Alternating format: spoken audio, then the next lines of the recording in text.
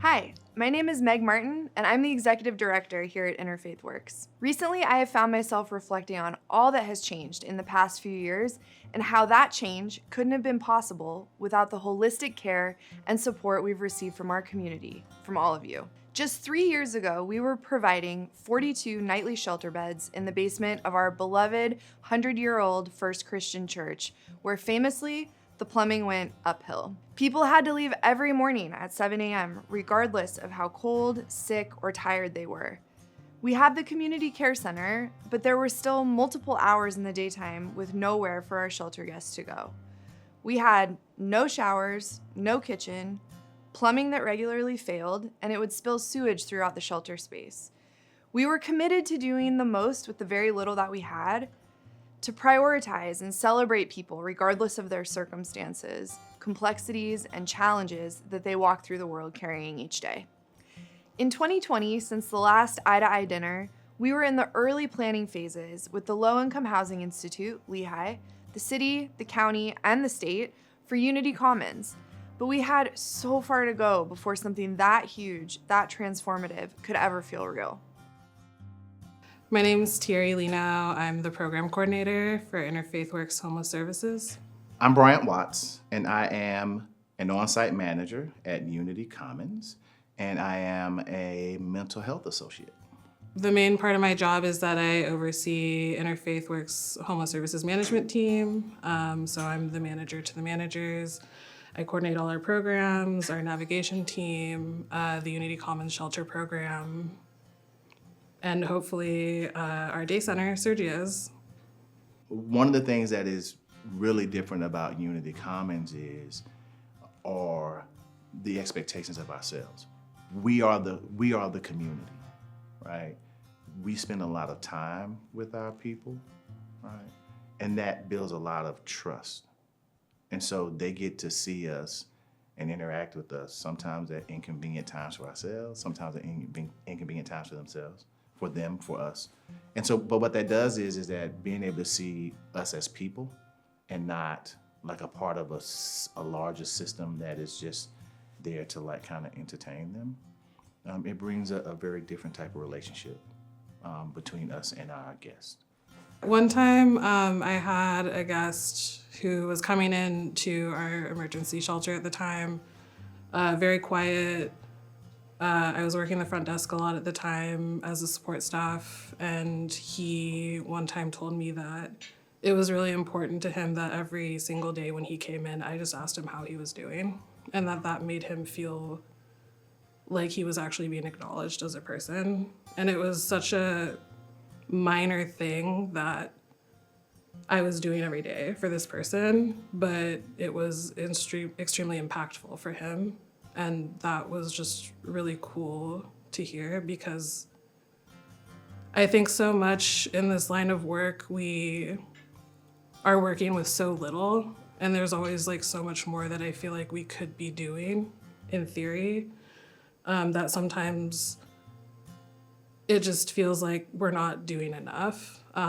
But when I hear from the people that we serve that what we are actually doing with them is important to them, and it just makes them feel human and whole. I mean, that's the name of the game. That's kind of like why we're here and why we're here and doing what we do. One of the primary reasons why I think it is so important is because we're actually redefining social services delivery. And we bring a very new meaning to meeting them where they're at. I've been a person who has had not good service delivery. And so those things kind of resonate with me in all of my interactions. And I'm not perfect. I've had a few fumbles. And then I get to work on formal recovery, right? And so those are the things that matter the most, right? Those are the things that stick out the most in my mind, is that it's not about me. It's really and truly not about me, right? And so if I had the ability to be able to get out there and give something back, redefine service delivery, work with people in very challenging situations, I do have a lot of self-reflection on that and be able to put that at the forefront to make sure that I'm showing up with my best self.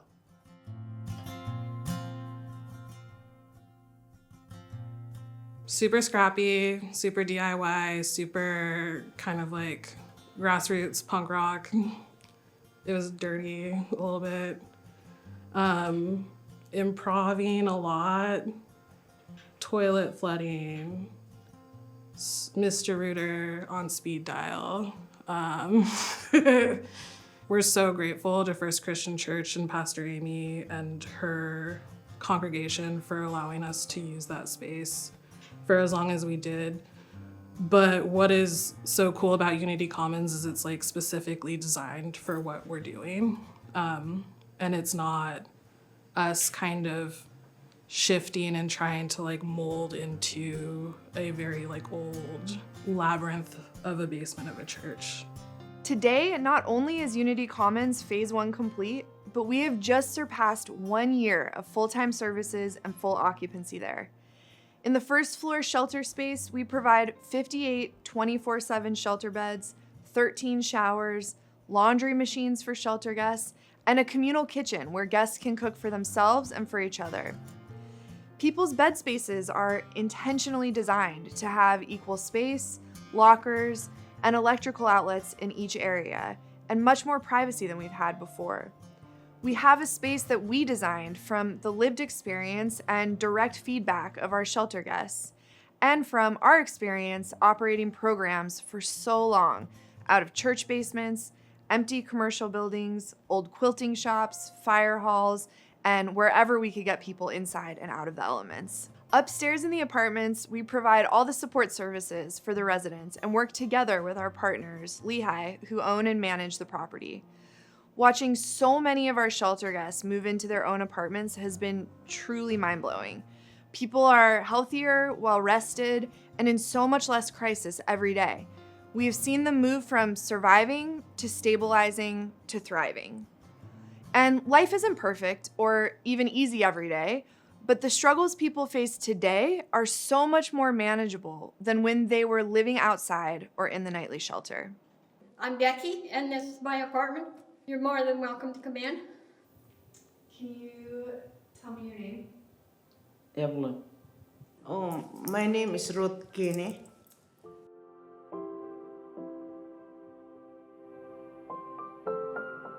It's about 3 years. I was in this shelter almost 2 years. And it's probably more than about 4 years, maybe more. Homelessness was a bad situation, but it turned into good because I fell into people that are really, really special in my heart. Last time I lived in apartments back in 71. Oh my gosh, 1971. Yeah, when I was 19 years old. So it's a big change. One thing is quiet sometimes. I can watch TV, I can listen to play games, I can cook anytime I want to, I can take a shower anytime I want to. Oh my God, it's really nice. It's very quiet and nobody bothers me. If somebody knock the door, I don't want, I don't open, if I don't feel good, I just... Nice. All mine. And I love it. And I love being here. That's what I want to say. It's a perfect place to be. I have so many people that are around me, like the staff downstairs. And you guys are so wonderful. That's why I like my apartment. What would you want the community to know about what this place is? Well, he's living on the streets, for one. Two, it's home. I'd like to see more people get off the streets. Live where it's warm, 3 meals a day, bed, hot shower. Homelessness is really, really hard because I have lots of stuff and they're taken away from me. And I was almost going crazy, and I tried to hold it until I got this one here, but it was really, really nice, It took me forever to get into an apartment. from shelter to shelter to shelter in our apartment, so. It's okay, I'm just not used to it yet. I'm just saying, I'd like to help out. If I can. Try to help them out and get them off the streets. It's like, you know, I can't see them out there anymore. People are dying, this and that. And I'm inside and they're outside, you know, I don't know.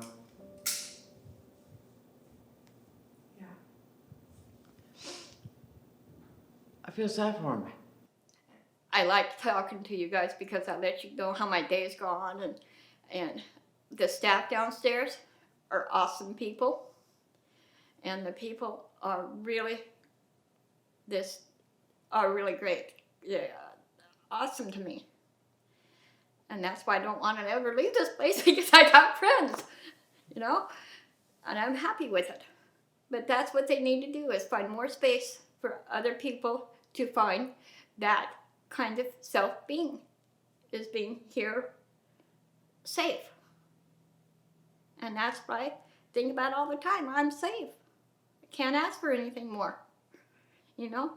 We've evolved from basic emergency services grown out of a volunteer faith-based sheltering and street outreach effort to a diverse continuum of support that provides opportunities for people to get care no matter where they may be in their healing process.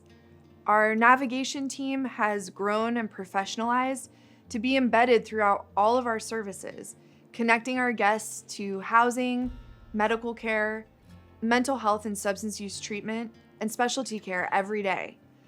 Our REST team provides a direct connection for medically fragile, unhoused people who are being discharged from the hospital to a shelter bed, where they can heal, recuperate, establish preventative care, and reduce the likelihood that they will end up back in the ER.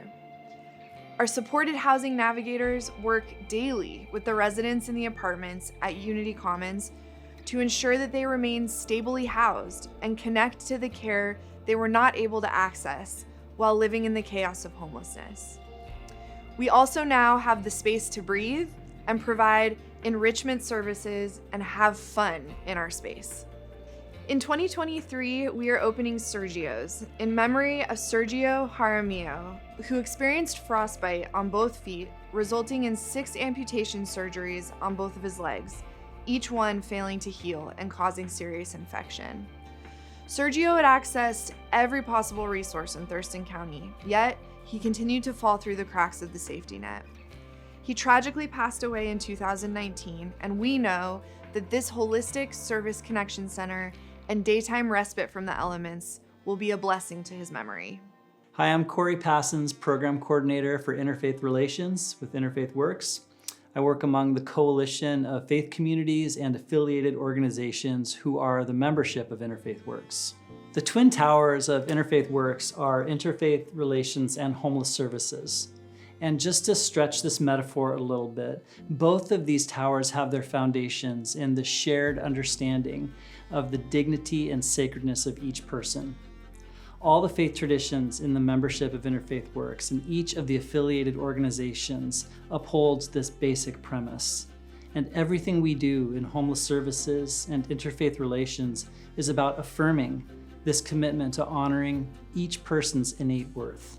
When I think about the connection between homeless services and interfaith relations here at Interfaith Works, I think about the history of faith communities saying yes to low barrier sheltering, and of faith communities living out their deepest values in opening their buildings, educating themselves about homelessness, preparing food, and showing up when advocacy for our low barrier shelter model is needed. And I wonder, what's next? What is next to come out of our shared work? What vision is emerging even right now that will call us forward and make us lean on our faith traditions and our shared values of compassion and justice? We believe that the community has entrusted us to lean into the hardship that we all see on our streets each day. And we are honored to have that trust, not only from all of you, but especially from our residents in the shelter and apartments at Unity Commons. I know that times continue to be very hard for so many of us. The road is long to transform our community into one that is safe and a welcoming place that everybody deserves. It is a lifetime of work, but so much progress is happening each day. And I ask that our community remain as hopeful and steadfast as our guests had to as they waited, in some cases decades, for a place to call their own. We can get people off the streets, out of doorways and encampments, but it won't be easy and it will take time. We are dedicated to keeping in the fight, and we ask that you'll continue to foster hope and join us.